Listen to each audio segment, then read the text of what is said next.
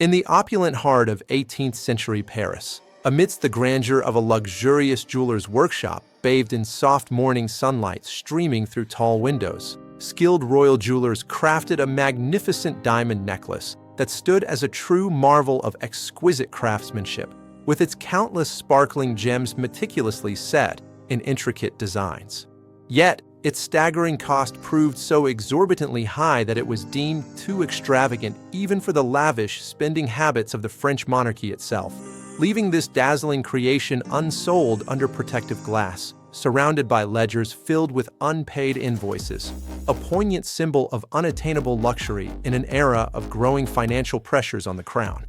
Enter Jeanne de la Motte, a resourceful yet desperate woman who boldly claimed dubious noble lineage to elevate her status, who joined forces with her husband and a thin, skilled forger to hatch an audacious and intricate plan aimed at seizing the unsold necklace. In the confines of a cramped attic at night, under the unsteady flicker of a single candle that cast long, dramatic shadows across their faces, they whispered intently over forged letters bearing royal seals and carefully drawn maps of key locations, meticulously setting in motion a vast conspiracy that would ultimately shake the foundations of the entire French Empire. The success of their elaborate scheme absolutely hinged on the art of meticulous and flawless deception, where every detail had to be perfected to avoid detection. With obsessive precision, ink-stained hands worked tirelessly in low light, painstakingly forging royal letters by carefully imitating the distinctive flourishes and elegant script of Queen Marie Antoinette's own handwriting,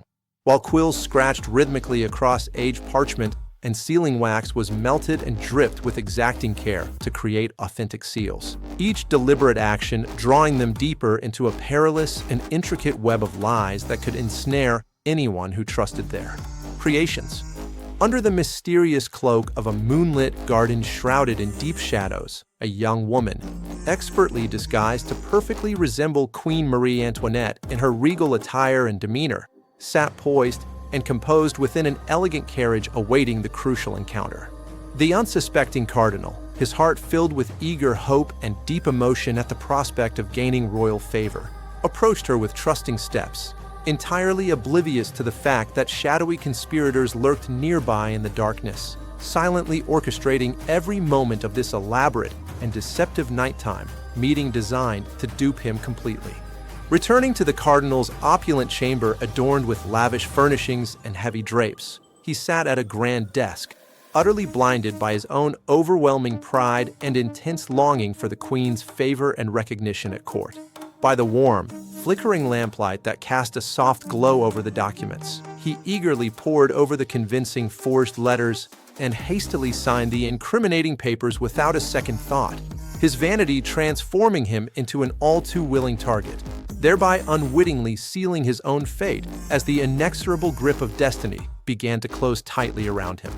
In a tense and rain-slicked alley concealed behind the jeweler's dimly lit shop, under the faint and wavering glow of a single hanging lantern that struggled against the downpour, a luxurious velvet case holding the priceless diamond necklace was furtively passed from one shadowy hand to another in utmost secrecy. This clandestine and high-stakes exchange, executed amidst the relentless patter of rain and growing tension, marked the critical point of no return for the conspirators, irrevocably solidifying their audacious theft and propelling the scandal one step closer to its explosive revelation. Soon after this illicit transfer, the magnificent necklace met its grim fate as it was carefully dismantled piece by piece, with its individual diamonds meticulously separated from their settings and securely packed into unassuming crates to conceal their true value. A sweeping wide aerial shot captures a foggy European port at the break of dawn, where workers methodically load these crates onto a waiting ship bound for distant foreign markets, ensuring the gems would be sold abroad piecemeal, rendering the monumental theft utterly irreversible and sealing the conspiracy's path toward inevitable collapse. Returning to the once grand jeweler's shop, the grim reality of the monumental fraud began to inexorably set in as anxious officials sternly refused all promised payments, leaving bills and unpaid invoices to pile up chaotically across every surface. The two royal jewelers, their faces pale with growing dread, argued desperately with each other and with anyone who would listen, their panic escalating moment by moment as the intricate house of cards that was their scam slowly but surely started to collapse around them, exposing the depth of their unwitting involvement in the betrayal. The conspiracy's dramatic unraveling reached a feverish peak during a chaotic night raid on a bustling tavern filled with unsuspecting patrons, where armed guards burst through the doors with forceful authority, seizing the thin forger and Jean's husband right amidst the overturned tables and spilled drinks. As stunned patrons recoiled in fear and shock, scrambling to the walls, the audacious scheme that had ensnared so many was now thrust into the harsh light of public exposure, marking the beginning of the end for all those entangled in its web. What began as whispers and shadows swiftly escalated into the trial of the century, gripping the imagination and attention of all France in a frenzy of public fascination and outrage. In a packed Paris courtroom buzzing with hushed whispers and eager anticipation, sensational pamphlets detailing every twist of the scandal circulated rapidly among the crowded spectators, while the Cardinal, resplendent yet somber in his distinctive red robes, sat prominently at the center of this electrifying public spectacle that laid bare the corruption at the heart of the elite.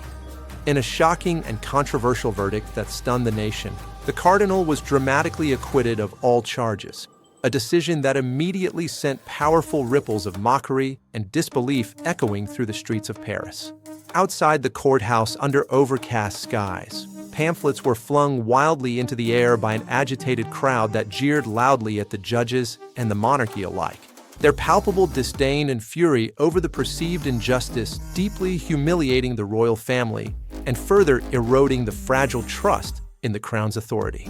As the soft light of dawn pierced through the thick fog enveloping a lonely ship deck,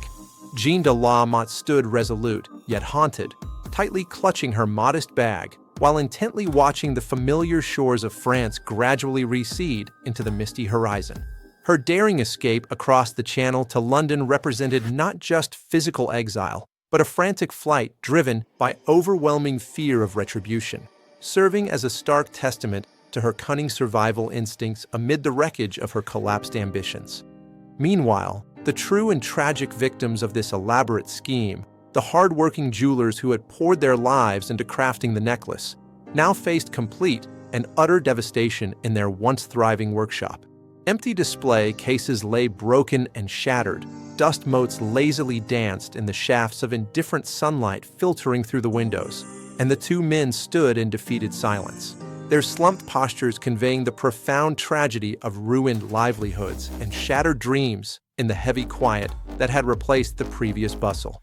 The diamond necklace affair erupted into a scandal of unprecedented proportions that thoroughly poisoned the public's trust in the French monarchy, fueling widespread discontent through vicious caricatures and pamphlets, gatherings of angry crowds in the streets, and fervent discussions in elegant salons across Paris. This relentless erosion of the crown's authority, symbolized in the final darkening of the city at dusk, ultimately paved the ominous road leading directly to the cataclysmic French Revolution, leaving an irreversible legacy of doubt and division that history would never forget.